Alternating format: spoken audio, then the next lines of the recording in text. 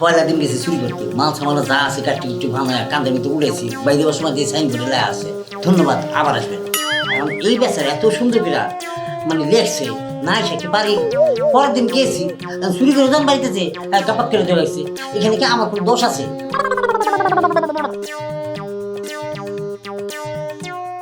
Madam আবার ভুলে গেছে, আমার মাফ করে দিন।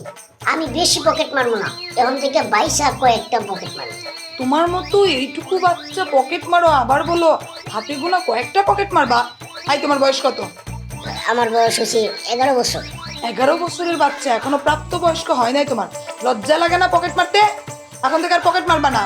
ও আচ্ছা ঠিক আছে ম্যাডাম, তাহলে আপনি আমার কয়ে দেন যে কত বছর হইলে আমি পকেট মারতে পারবো। চুপ, একদম চুপ। কত বড় বেয়াদব, আবার বলে প্রাপ্তবয়স্ক হইলে নির্দিষ্ট একটা বয়স হলে সে পকেট মারবে।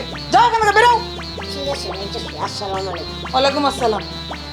এইটুকু একটা বাচ্চা দুধের দাঁত পড়ে না, এখনো পকেট মারছে।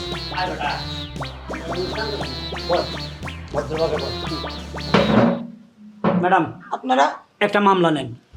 তার কত বড় সাহস, সে আমার দোকানে চুরি করছে। আপনি চোর? জি। চেহারা চোর দেখে তো মনে হয় না আপনি চোর। শুধু চুরি একবার না আপা, প্রথম দিন সে আমার দোকানে চুরি করে আমার মাল সামান অর্ধেক নিয়ে গেছে। তার কত বড় সাহস, সে দ্বিতীয় দিনও আসছে চুরি করার জন্য। মানে আমার একদম দোকান ফাঁকা করে দিব। ওর জিজ্ঞান দ্বিতীয় দিন কেন আসছে? আপনি বোকা না গাধা বুঝলাম না। একই জায়গায় একবার চুরি করে দ্বিতীয়বার আবার কেউ চুরি করতে যায়? আপনার এতটুকু সেন্স নেই যে আপনি এক জায়গায় চুরি করেছেন, দ্বিতীয় দিন ওই জায়গায় চুরি করতে গেলে ওই মালিক ফাঁদ পেতে রাখবে আপনাকে ধরার জন্য? জেনে শুনে কেউ ফাঁদে পা দেয়? আমি তো ইচ্ছা করে যে নাই, আমি যে গেছি এটা তো নিরুপায় গেছি, দাওয়াত তো দিচ্ছে। হ্যাঁ আপনি দাওয়াত দিয়েছেন? এই একদম কানের নিচে একটা দিমু, আমি তোরে দাওয়াত দিব? সোরকে আমি দাওয়াত দিব?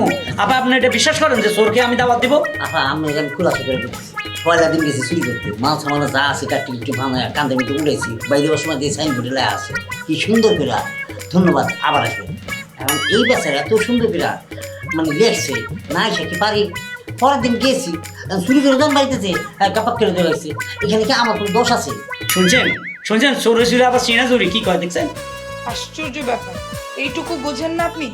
এই ধন্যবাদ তো সেই ধন্যবাদ না। এই ধন্যবাদ দিয়ে এটা বোঝায় নাই যে আপনি একবার চুরি করে গেছেন আবার ফের এসে আপনি চুরি করবেন।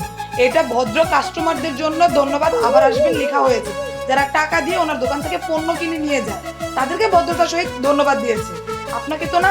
এই কথা হ্যাঁ, কাস্টমারদেরকে বলা হয়েছে, তোর মতো চোরকে বলা হয়নি। ভাই আমার বলেছে, আমার মাফ করে দেন, আমি জীবনে একদম করতাম না। ভুল যেহেতু করছেন সাজা তো আপনাকে পেতেই হবে। আপনি এক কাজ করুন, ওনাকে কোর্টে নিয়ে যান, আমি রাইট টাইমে চলে আসতেছি। পুলিশ আছে না কোর্টে? হ্যাঁ আছে, জানো। চল চল, চুরি করবি আমাদের।